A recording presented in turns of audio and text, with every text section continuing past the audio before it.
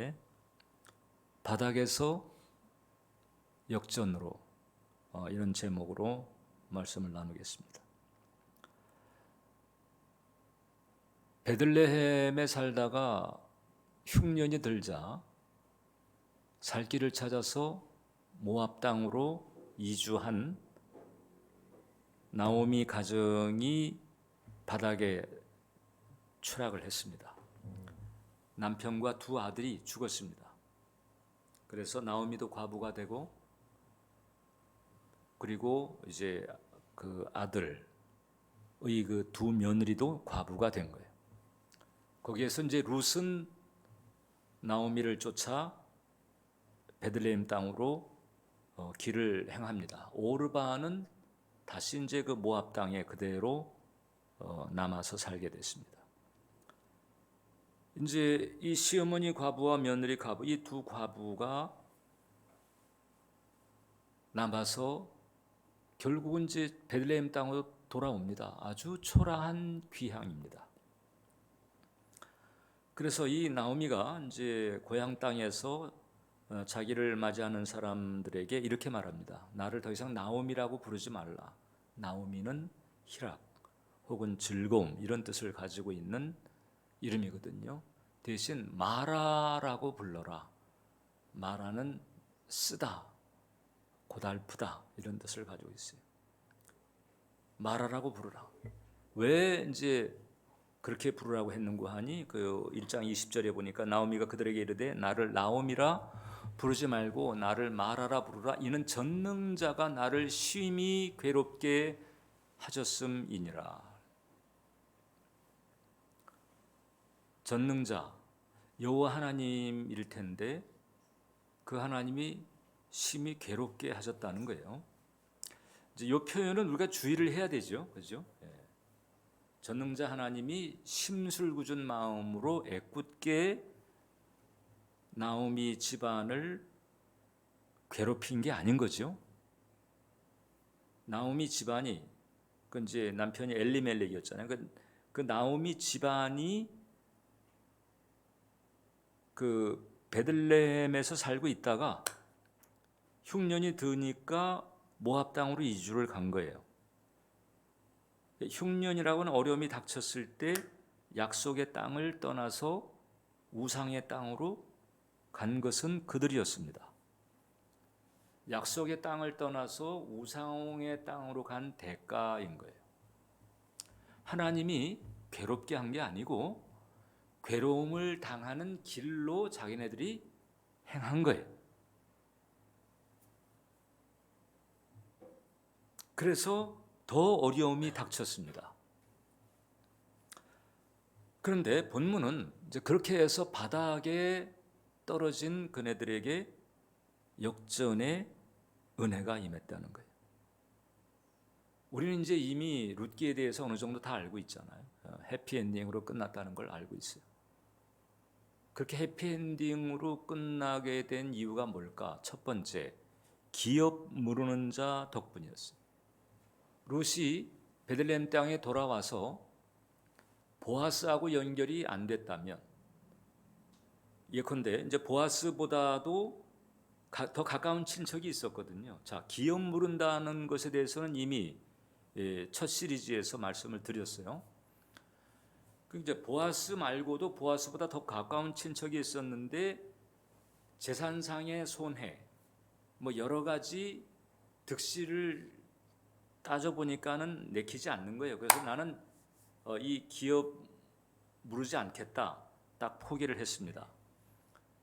만약에 보아스도 그 첫 번째 그 사람과 같은 방식으로 여러 가지 이해관계를 따진 끝에 못하겠다고 하게 되면 그럼 기업 물을 자를 만나지 못하는 것이고, 이것은 뭐 재산을 회복하거나, 그러니까 땅을 회복하는 거죠. 그러니까 땅을 회복하거나 그 다음에 뭐 자식을 낳거나 다 뭐 가망이 없는 일이 되는 것입니다. 그런데 보아스가 나타나서 페이버를 가지고 룻을 케어한 끝에 룻하고 결혼하면서 엘리멜렉이 그 채무 때문에 잃어버렸던 그 땅도 찾게 되고, 그 다음에 후손을 보게 되면서 집안에 대도 있게 되는 은혜가 임하는 거예요. 자, 그러니까 이제 이 룻이 아이를 낳게 되니까 그 이웃들이 축하를 하는 것입니다. 그때 축하를 할 때 이제 정황이 이래요. 룻기 4장 14절을 보니까 여인들이 나오미에게 이르되 찬송할지로다 여호와께서 오늘 내게 기업 물을 자가 없게 하지 아니하셨도다. 이 아이의 이름이 이스라엘 중에 유명하게 되기를 원하노라. 결국 이제 룻과 그 보아스 사이에 오벳이 태어나고 그 오벳의 아들이 이새고 이새의 아들이 다윗이. 그러니까 룻은 다윗의 증조 할머니가 돼요. 다윗의 증조 할머니에서 끝나지 않습니다. 마태복음 계보에 보게 되면 예수님 집안이 되는 거예요. 예수님 집안. 예수님 집안. 이 세상은 이제 가문을 도리 없이 따집니다. 왜냐하면 명문가의 경우 명문가로서의 썸씽이 있어요. 명문가 된 이유가 있어요. 그냥 허랑방탕하고 그냥 뭐 캐세라세라 이렇게 사는 사람들 아닌 거잖아요. 명문가라고 한다면. 물론 이제 선대에 잘 읽어놓았지만은 그러나 잘 읽어놓은 그것을 그대로 잘 유지하는 것도 쉽지가 않거든요. 창업도 만만한 일이 아니지만은 수성 유지하는 것도 만만한 일은 아닌 거예요. 그런데 명문가가 왜 명문가냐? 그 선대의 덕성이라든가 성품이라든가 혹은 능력 이런 부분을 어릴 때서부터 그냥 보고 배우는 거예요. 그 예를 들어서 이제 좀 극단적인 비유지만은 사창가에서 태어난 아이가 뭘 보고 배우겠어요? 거기서 사창가에서 아빠는 포주고 엄마는 뭐 술집 마담이고 막 이렇게 된 집안에서 이제 태어났다고 해요. 그 아이가 이제 사창가에서 자라는 거예요. 그럼 뭘 보고 배우겠어요? 그 아이가 명문가를 세울 수 있겠어요? 그러니까 안 되잖아요. 근데 명문가는 일찍이 그냥 전통적으로 어렸을 때서부터 보고 익히고 배우고 이런 것이 명문가의 그 DNA인 거예요. 그러니까는 그 맥을 계속 유지할 수 있는. 그러니까 이제 이 상식적인 기준에서 볼 때도 대단한 거잖아요. 그래서 보통 이제 결혼할 때 집안을 보는 이유가 바로 거기 있어요. 근데 예수님 집안이 됐단 말이에요. 룻이 예수님 집안 사람이 된 거예요.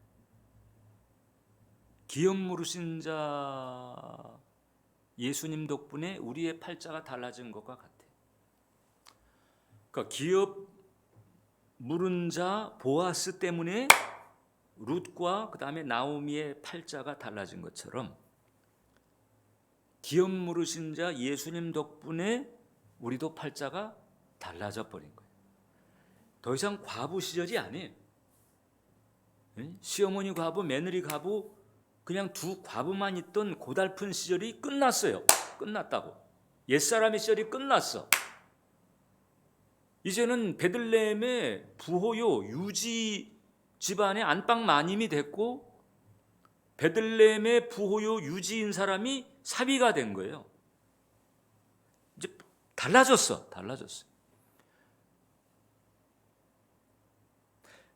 로마서식으로 말하자면 죄의 종에서 의의 종으로 달라졌고 지옥의 자식에서 하나님의 자녀로 달라졌고, 그러니까 이 마당 자체가 저주의 마당에서 축복의 마당으로 이렇게 달라져 버린 거예요. 예수 안에서 이렇게 달라진 거예요.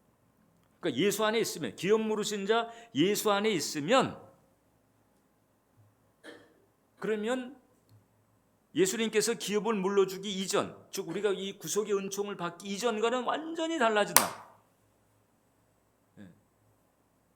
두 과부끼리 기약도 없는 불안에 염려에 벌벌 떨었던 그 시절은 이제 끝났어.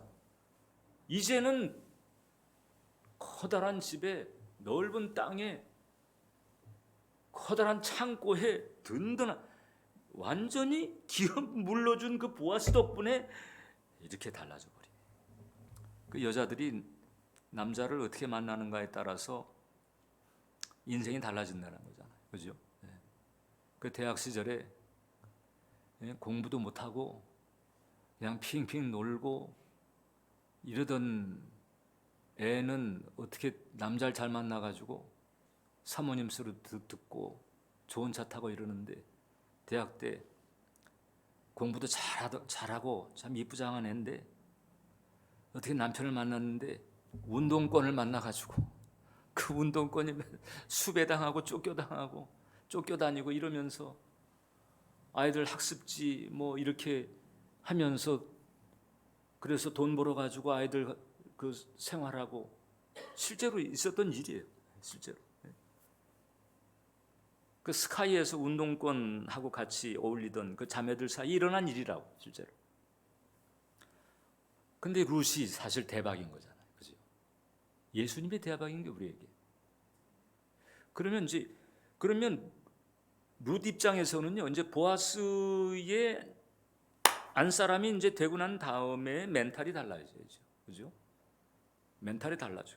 삶이 달라져. 라이프 스타일이 달라지는 거예요. 우리가 사실 예수 안에서 그렇게 달라져야 되는 거예요.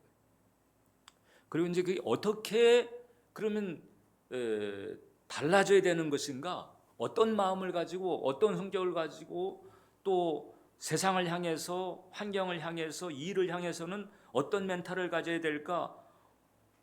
이것을 이제 우리가 일부 기도 때 나눈 거잖아요. 보아스의 마누라가 된 룻의 멘탈, 이게 바로 우리가 일부 기도회 때 우리가 새겼던 그 기도의 내용과도 같다 이렇게 보면 되는 거예요. 그러니까 예수 안에서는 더 이상 마라라고 부르지 말라는 거예요. 쓴맛 보던 시절은 끝났어요. 지나갔어요.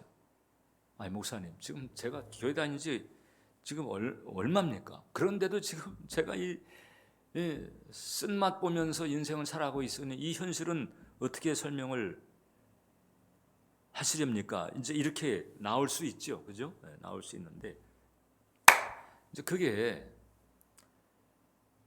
내 멘탈의 위치, 내 삶의 중심을 어디에 두는가가 대단히 중요한 거예요.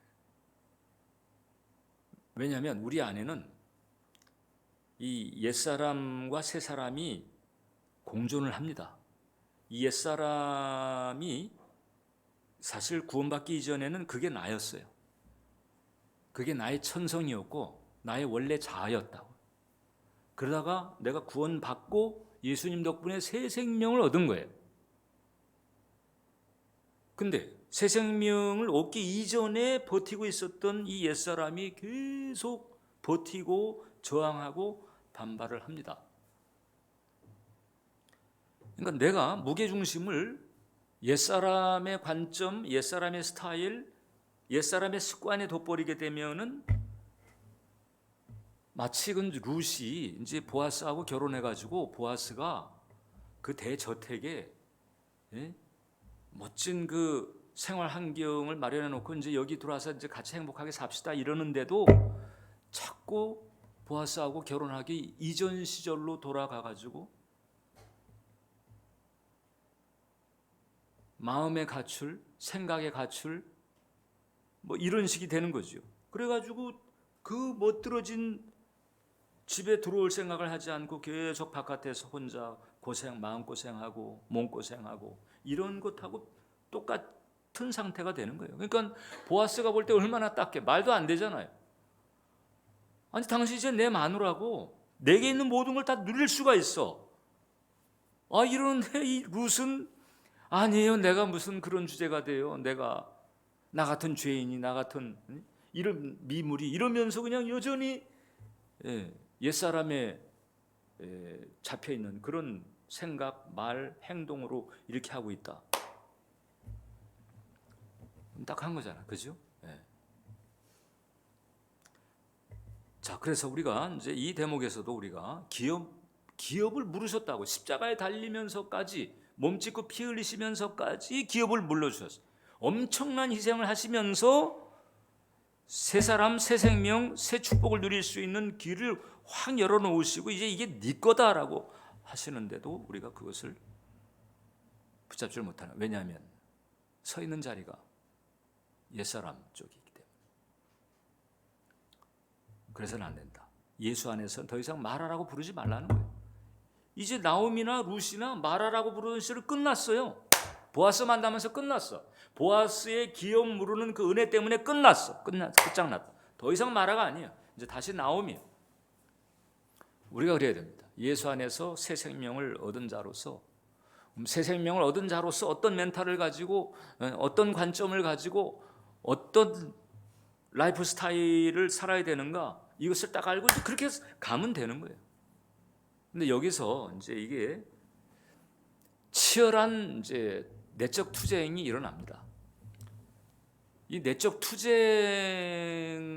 고비를 넘어서서 그래서 나의 마음과 생각이 그 복음적 역사를 통해서 이루어놓으신 하나님의 축복의 마당에 내가 뛰어들어가야 되는 거지. 그게 이제 못 뛰어들어가면 계속 옛사람 수준에서 이제 구걸하다시피 하는 그런 삶을 면하기가 어렵다라고 하는 거죠. 그러면 이제 어떻게 그 고비를 뛰어넘느냐? 그러니까 이 옛사람은요, 지금 내가 겪은 일들, 나를 둘러싸고 있는 환경들, 나를 우겨싸고 있는 사람들, 뭐 이런 모두 아주 현실적인 이유를 가지고 아주 근거 있게 그리고 논리적으로 나를 압박합니다. 네가 이랬기 때문에 지금 너 힘들잖아. 그 사람이 이러니까 어렵지.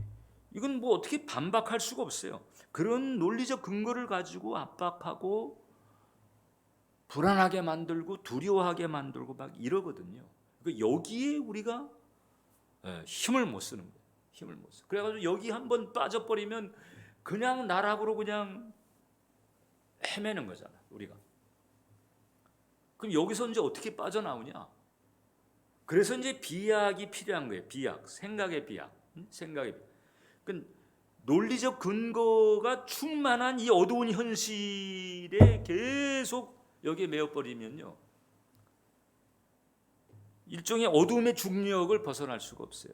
여기서 벗어나려면 이제 이 중력을 넘어서서 비약을 해야 되는데 그 비약은 달리하는 게 아니고요, 믿음에 선포하는 거예요. 이 복음의 내용, 아까 우리가 일부 예배 때 한 40분 정도 읽기만 해도 40분 정도 나오는 거잖아요. 그 내용들이 내 거거든요. 그러니까 현실이 주는 이 어둠의 그 늪에서 그냥 아예 마음을 그냥 이게 너무 비약 아니야? 너무 황당하지 않아? 그런 생각이 들 수 있어요. 그래 거기서 그냥 확 뛰어 올라가는 거예요. 그걸 저는 이제 이미 일찍이 은정 처음 개척 초기서부터 이제 주장을 한 거예요. 히포스타시스, 역사하는 믿음이라고 하는 것은 사실이 아니고 진리로 건너뛰는 거다. 그러니까 사실이잖아. 사실이 있는데 사실에서 그냥 진리로 건너뛰는 거지. 사실에 대한 분석과 견해를 가지는 쪽으로 우리 마음이 가면 히포스타시스, 역사하는 믿음은 물 건너 간다니까. 그래서 우리가 옛사람의 스탠스를 벗어버리지 못하는 거거든요. 그러니까 사실에서 이게 진리로 건너뛰는 데에는 돌이 없어요. 이 상식적 수준에서 하나님 수준으로 건너뛰는데 비약이 없을 수가 있나? 그래서 그 비약하는 마음의 움직임을 믿음이라고 하는 거죠. 믿음. 하나님이 이루신 것을 믿는 거예요. 현실적으로 보게 되면 말이 안 되는 것 같고 전혀 맥락이 없는 것 같고 연결이 안 되는 것 같죠. 근데 예수님의 십자가의 희생이 그 모든 것을 가능하도록 해놨어. 그래서 예수님의 십자가를 붙들고 그냥 펑 비약하는 거예요. 뭘로? 복음의 메시지 안에 하나님 이루신 일들에 그냥 펑 뛰어넘어 들어가지고 이거 내 겁니다. 할렐루야. 그러면 그래, 맞아. 그거야, 그거. 그렇게 해야 돼. 이 속성이 이 히포스타시의 속성인 거예요. 이걸 우리가 안 해요. 이걸 못하고 계속 그 현실이 내뿜는 논리적 근거에 그냥 계속 거기에 그냥 끌려가는 거거든요. 그러지 말잖아. 그러지 말잖아. 두 번째, 그래서 우리에게 이제 믿음의 선택이 필요한 거예요. 자, 룻과 나오미의 팔자가 어떻게 바뀌어졌느냐? 자, 기업 무르는 자 덕분이라고 그랬죠. 자, 우리에게 이제 이 축복이 분명히 있잖아요. 예수님 믿는다면 이 축복이 분명히 있는 거거든요. 이제는 그 베이스에서 놀아야 되는 거예요. 우리의 마음. 아이, 목사님, 우리 현실이 그게 아니고 진리로. 현실이 아니고 진리로. 아이, 목사님, 그건 황당하지 않습니까? 믿음의 세계가 가지고 있는 속성이.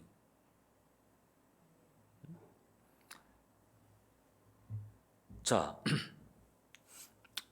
룻은 이 믿음의 선택 덕분에 자신도 그 다음에 시어머니도 팔자를 바꾸게 했습니다. 남편과 두 아들이 죽었잖아요. 근데 15절을 보니까 이 동네 사람들이 뭐라고 그랬는가 하니 나오미한테 7 아들보다 더 귀한 며느리다. 7 아들보다 더 귀한. 아들 둘이 죽었는데 7 아들보다 더 귀한 며느리니. 네. 이런 축복을 받았다고 이제 찬사를 받는 거예요.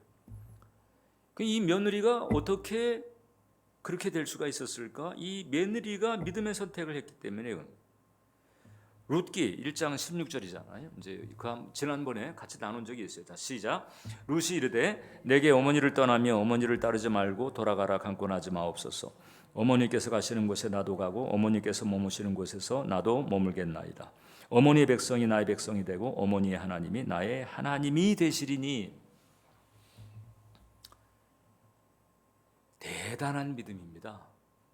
이건 대단한 믿음의 선택이에요. 왜냐하면 지금 이 고백, 이 신앙 고백을 한 룻의 현실이 어떤 줄 아세요? 시아버지 죽고, 그 다음에 자기 남편도 죽고, 동서 남편도 죽었어.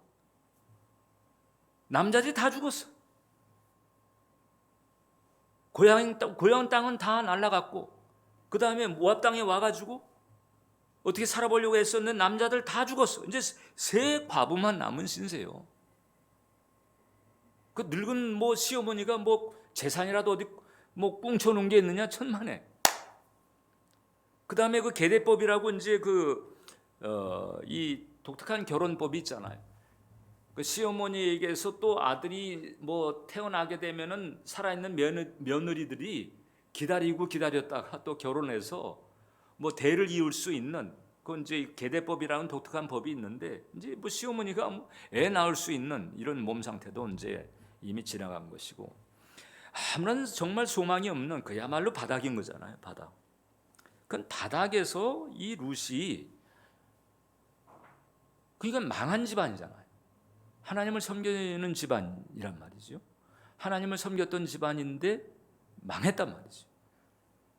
그럼 망한 집안이 섬기는 신을 선택한 거예요. 쉽게 말하면. 현실적으로 보면 망한 집안이 섬기던 신을 자기가 선택한 거예요. 이 과정에서 저는 성령께서 역사하시다고 보는 거예요. 이거는 성령께서 역사하지 않으면 이런 선택이 될 수가 없어요. 이건 성령께서 역사를 하셔서, 예를 들어서 저는 이제 이런 과정이 있지 않을까, 저는 이제 그렇게 생각을 해요. 뭔가 하니 이제 현실적으로 보게 되면 시아버지서부터 두 남자가 다 죽었어. 세 과부만 남고 그마저도 소망도 없어. 이제는 이제 입에 풀칠을 어떻게 해야 될까? 이제 그 걱정밖에는 남지 않은 그런 현실입니다. 그럼에도 불구하고 룻이 여호와 하나님을 선택했다. 저는 이제 하나님의 영이 룻에게 영분별을 시켰으리라 전 봐요. 이제 시아버지가 살아있고 남편들이 살아있고 이럴 때에 같이 살면서 저는 여호와 하나님에 대해서 들었으리라 전 봐요. 창조의 하나님, 노아의 하나님, 아브라함의 하나님, 이 하나님에 대해 여호와 하나님에 대해서 들었을 것이다. 시아버지가 시월드가 믿는 그 신, 그 과정에서 하나님에 대한 이야기, 즉 복음이 이 룻의 영혼을 했을 가능성이 많다. 그리고 그 하나님에 대해 마음이 끌리면서 이런 이제 결정적으로 이런 마음을 가지게 되지 않았을까? 이건 추정이지만 충분히 이건 합리적인 개연성이 있어요. 시월드 보니까는 그런 하나님이라면은 그러면 이 시월드가 모압 땅에 오지 말았어야 되는 거 아니야? 아니 믿으려면 제대로 믿었어야지. 그런 하나님을 두고 아니 그 약속의 땅을 떠나서 이 무상의 땅으로 오다니? 오케이. 그러면 이제 시월드는 잘못 믿었어도 나는 제대로 믿어야지. 저는 이런 어떤 마음의 깨달음이 있었으리라 저는 그렇게 봐요. 그렇기 때문에 망한 집안이 섬기는 신임에도 불구하고, 그리고 그 신에게서 어떠한 무슨 힌트를 얻거나 무슨 그 신이 무슨 보증을 해주거나 이런 것이 없음에도 불구하고 망한 집안이 섬기는 신을 자기가 따르기로 선택을 한 거지. 믿음, 영적인 선택을 한 거예요. 영적인 어떤 터치가 있었을 것이고, 그래서 영적인 터치로 말미암아 결심을 하게 되는 거예요. 믿음의 선택으로 말미암아 결심을 하면서 환경을 넘어서서, 그래서 하박국 선자가 얘기했던 것처럼 포도나무에 소출이 없고 무화과나무에 소출이 없고 논 밭에 결실이 없다 할지라도 난 여호와로 인하여 기뻐하리라 하는 이에 어떤 준하는 그 여호와 하나님에 대한 영적인 끌림. 초대교회 성도들이 로마 제국의 핍박을 받으면서 아니 전능하신 창조주를 믿는데 이 세상 제국에 이렇게 공격을 받아야 되나? 여기에 시험 들어가지고 배도하는 것이 아니고 성령의 역사로 말미암아 영생에 대한 소망을 분명히 하면서 내가 이 땅에서 그냥 죽어간다 할지라도 나는 영생 그걸 놓을 수가 없다.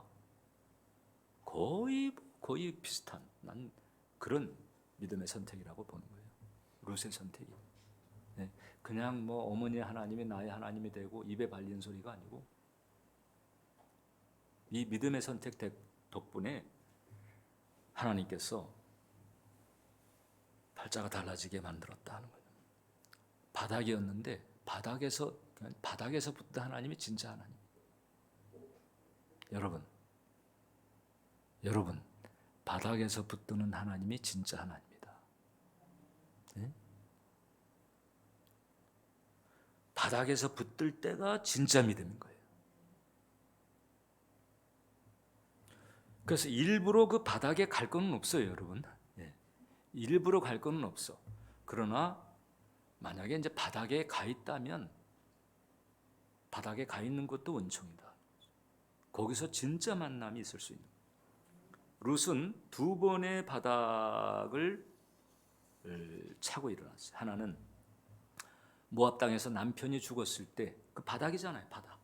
그런데 거기서 여호와 하나님을 딱 붙잡았어요. 그 다음에 두 번째는 베들레헴으로 돌아왔을 때 온갖 비방과 구설이 있지 않았겠어요. 저 모압 여자라며, 아니 모압 여자는 우리 이스라엘 총회에 들어올 수가 없는데, 저 하나님의 버린 족속인데, 하나님의 저주한 족속인데,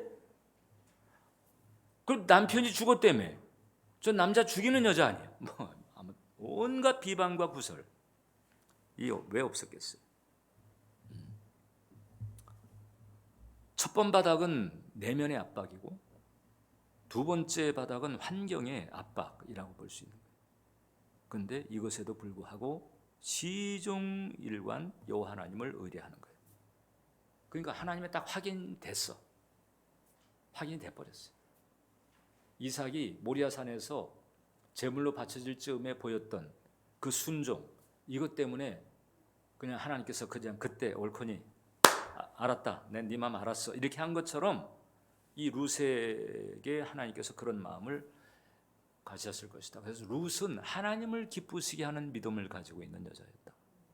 히브리서 11장 6절을 보면 믿음이 없이는 하나님을 기쁘시게 하지 못하나니 하나님께 나아가는 자는 반드시 그가 계신 것과 또한 그가 자기를 찾는 자들에게 상 주시는 이심을 믿어야 할지니라.